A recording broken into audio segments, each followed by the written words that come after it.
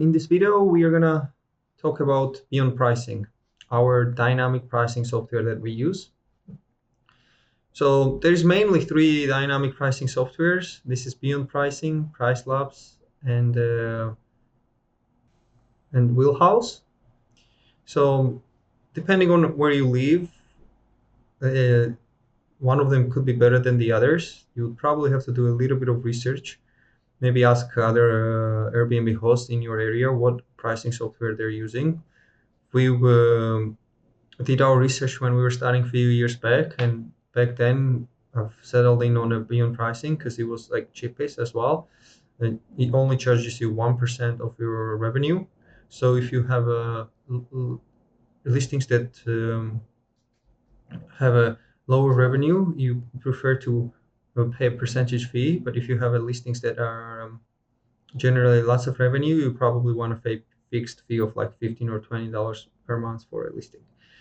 But this is what made sense for us, and we've stuck with it, and I'm pretty happy with Beyond Pricing. So regardless of which software you're going to use, whether it's Price Labs or Beyond Pricing, I think their functionality is very similar or the same. So you can pretty much apply the principles that you're going to learn in this video in your other softwares as well. So let's just jump into it. This is the website. This is called Beyond Pricing. It's version 2 of the website. First thing is that you need to sign up. So if you do your research and you think that Beyond Pricing is a good fit for you, there's a referral link. It's going to be in the bottom in the description of this video. You will also see this on the screen. So please use our referral link. That way we get some bonus from Beyond Pricing as well. Our account is already connected. First step, you will probably have to connect your account to Airbnb. You just need to first sign up for Beyond Pricing, and then it will ask you to connect your Airbnb account, and then you can put your Airbnb email and password and connect to it, and then all your listings will start showing up in this dynamic pricing pricing section. They also have other features, a bunch of other features, but we're not going to talk about that. We are mainly going to focus on dynamic pricing, bare minimum that you need to have a dynamic pricing within your listing. One thing I should mention is that Airbnb has its own dynamic pricing, but people generally advise against using it. Once you've connected to your Airbnb, and you should have your listings show up in this dashboard. So few things to pay attention here is probably number of bookings in past 14 days and the health score. Usually health score above 70 is good enough, but sometimes if you have a long booking, since it's not getting any new bookings, it automatically drops the health score. So that's something to keep in mind. In general, if your health score is poor, you want to lower your prices. So that's something to keep in mind as well. If it's good, then you might want to increase your prices actually, or leave them as they are, because in most cases you don't want to change prices too often. This is the listing that I've been working on. So I'm gonna go through this listing and finish setting it up, and I'll show you everything that I do to really set up the listing. So we've jumped into the listing. There's different tabs. We'll briefly mention all of them and spend more time on the ones that are really useful and the ones that I usually use. But also the main thing here is base price and mean price. So generally, at this point, you should have already done some kind of a market research, whether it's looking at other comparable listings on Airbnb or talking to different hosts. So you should have an idea of how much you're willing to rent your apartment for. Okay, so the way I usually look at the minimum price and the way I usually calculate this is following, and I'll give you an example, right? So let's say you want to get minimum of $1,400 per month. You've done your research and that is your expectation. $1,400, you will be happy to rent an apartment, and minimum at $1,400, right? That's absolute minimum. So given that you're most likely to give around 30% monthly discount, you could be giving more, but around 30% monthly discount. So your prices for the whole month have to add up to the uh, $2,000, because after giving a discount, you will end up with $1,400. So we are aiming at a monthly price of $2,000. So let's say month of February, all of these prices have to add up to $2,000, right? So let's say there is 30 days in a month. So if we do a quick calculation in our calculators, $2,000 for 30 days. So on average, you would have to rent it $66. In this example, so in this case, I would set a minimum price to $66 or maybe lower, 65. This obviously assumes 100% occupancy rate, but some days will be more expensive, the others will be less expensive. So, but that's the steps I usually follow to calculate minimum price, right? If let's say I wanna have more, like $1,600, then I think my rent has to be 2,200 or 2,250, and then I would divide it by 30 and set that up as a minimum price. And then the base price usually is slightly above minimum price. And then the software itself takes all the data from other Airbnbs and hotels and sets the prices up for you as well. So I usually focus on minimum price, and then I set up a base price a little bit higher than minimum price. That's how I usually use the software. But again, uh, you can. This is a try and error, so it's a feedback loop, right? So you will start somewhere. Usually, you want to start lower because in the beginning you want to get lots of bookings, but gradually you will know and fine tune your pricing. So you will have a better idea what should be a minimum price and what should be a base price. Um, so this is the process that after a few iterations you will have this dialed in. And after you have dialed in one time, then you don't have to make the changes anymore. So here is the chart. This is the chart for the yearly prices. So it shows you where all the prices fall. Keep in mind that on top of these prices, we will also have discounts that will be set up in the pricing and availability section. So this is the raw price before the discounts for each day. So in this case, we have a base price of 45, mean price of 43, and apartment goes as expensive as $65 in May and June. This is our peak season. So you can get this good idea of what your annual prices are. And then if you want to make them higher or lower, you can adjust them by base price. So let's say you want to make it 50, uh, 50, then you can see the prices went up by $5. If you want to make them, let's say 55, the prices went up even farther. So you will have a good idea of how this works. If your base price usually with the change of the base price and mean price, you can shift this graph up and down, and your ultimate goal is to make sure that you're maximizing your profits. But something to keep in mind while maximizing your profit, you want to keep your occupancy rate high, because that means that if your occupancy rate is high, you rank up high in the search, which means the lower seasons are better for you. You're really a top 1% or 2% of the listings. So you will get a big boost in the low season. The next up here is stats. They don't usually work very well, especially if you don't have data. The next up is market data. It gives you market data. It's usually bullshit. So I would not pay attention to this data at all. Again, the main thing is for you to try things out and iterate. If you're not getting any bookings, then you should decrease your prices. If you're getting good amount of bookings, you should keep them the same. And if you're getting lots of bookings and your calendar is fully filled up, you probably should be increasing your prices. There's also comparative set. This is a new section um, where you can find comparable listings depending on how it works. You can utilize this, but for the simplicity of this video, we'll skip this and we'll go to the main section, which is customize section.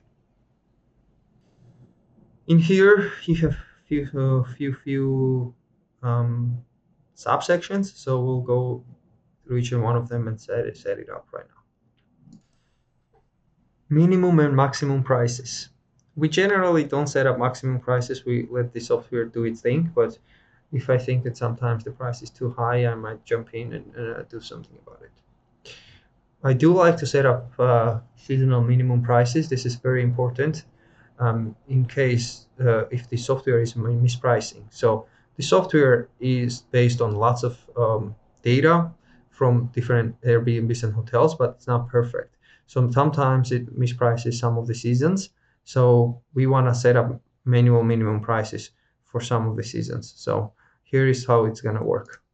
So you can pick a date and I know that the May is a high season for us, so I would put the minimum price higher for the month of May. So let's say we put it like 47 or something, 46, right? And then July is also pretty good, so we will go to July and so actually May and June, and this needs to go to the months of June, and then July to September is a pretty good season also. So I want to set a minimum price even higher, let's say 49. And then October, November is pretty good as well. So we'll do September. Important to know that I included Friday and Saturday into prior because Friday and Saturday are high demand dates. They're weekends. So I've started basically September from the first Monday of the September. And then usually till November 4th, it's a pretty good season. So we want to put it as, let's say, at 44. So let's say this changes. And if we go back to the charts, you can see that the minimum prices have shifted up. So the price for this is a little bit different now for those seasons. Yeah, so basically you want to set up minimum prices. And this will come with an experience. Like if you have a couple of years of experience, you kind of know which months there's a higher demand and which months is a lower demand. Airbnb in general, travel is highly cyclical. So your past years and experience adds up lots of value into pricing your properties going forward. So next thing is minimum stay. We usually advise to do at least 2 days minimum stay. You also want to check this box and fill in the gaps. This is if the reservation has a gap, it will automatically lower the minimum stay to 1. Seasonal minimum stays, you can set them up as well. Let's say, for example, New Year's, I'll set up at least 3 days. So let's just do that. So around New Year's, you can set up maybe a 4-day minimum, three-day minimum. Actually, let's do 4-day minimum. So we'll set that up. You want to utilize this for holidays, special days like Christmas or New Year's, any kind of special holidays. If you don't want to get 1 or 2 day bookings. If you want to get longer stays on those holidays, you would use this section. I actually like to have a increasing number of minimum stays. So usually what do I do is for last 2 days, they have a minimum stay of 1. And then for next 30 days, they have 2. And then in the future, they have 3-day minimum. So this is basically done this way because in the future, we don't want people to just book 2 days and break our calendar. The more space you have in your calendar, the more likely you are to get like longer term stays. So you really want to focus and get long-term stays because they are you just have to put less effort into them, and it's just operationally much easier on your team. So yeah, in the future we want to have 3-day stays. In the short term, we want to fill in the calendar. We don't want to have any days left, so we want to decrease it to the 2 days. So this is specific to the city and the environment, rental environment, where this listing is located. For many of you, like in the United States, people book far in the future, so these dates would be much larger. For example, you will have here 60 days or even 3 months, things like that. So you need to just learn more about your um, rental market, and this will also come with an experience. But this is what, after a couple of years, this is what I've finalized into my listings for my listings. You can try the same, and then after a while, see if it's working for you. If not, you will tweak it. But for the purpose of this video, I just wanted to let you know that this exists, and you can do this, some like a waterfall structure for minimum stays. You can't do this on Airbnb, but you can do this in this tool. So this is extra benefit of this, the Beyond Pricing tool. So we want to hit the save.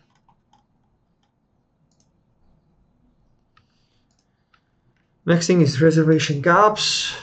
I usually do this at 20%. So basically, if there's a 1-day gap, it decreases the price because those gaps are harder to fill. There's 2-day gap, it decreases by 10%.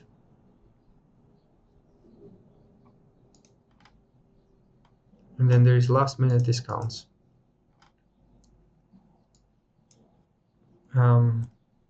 I usually like to do 15% because this is coupled with the last minute booking discounts from Airbnb. So part of it I have set up here, and other parts I've set up on a Airbnb in the pricing and availability section. So keep in mind that if you do a big discount there, then you double discount because the pricing and availability adds on top. So this is why we want to keep it a little bit lower than suggested by the software. I usually like to do 5% for 14 days, and I like to increase the prices in the future.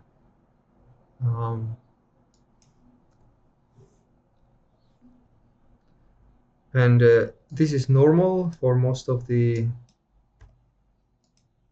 207 days is normal for most of the world, but in this city specifically, people don't book that far in the future. They book last minute, so this is really far in the future. There's nothing that, like, the calendar only fills in for the last 3 months. Like, you will never have a booking that is like 6 months out or 9 months out. It's just not how the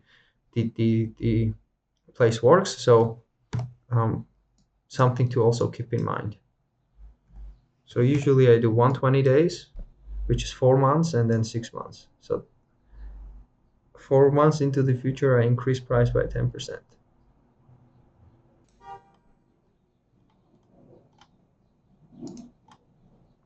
Check-in and check-out dates, you can restrict it here, but we don't need to save anything. So yeah, a pretty cool tool, very simple to use, and it really takes lots of data from the market and helps you take advantage of the data, and the cost is like 1% of your revenue, which is negligent. This will definitely boost your income by, I don't know, minimum 10-20%. That's at least has been the case for us. So yeah, use it to your advantage, and best of luck. If you have any questions regarding beyond pricing, please um, let us know, and we'll also try to answer them as well. Cheers.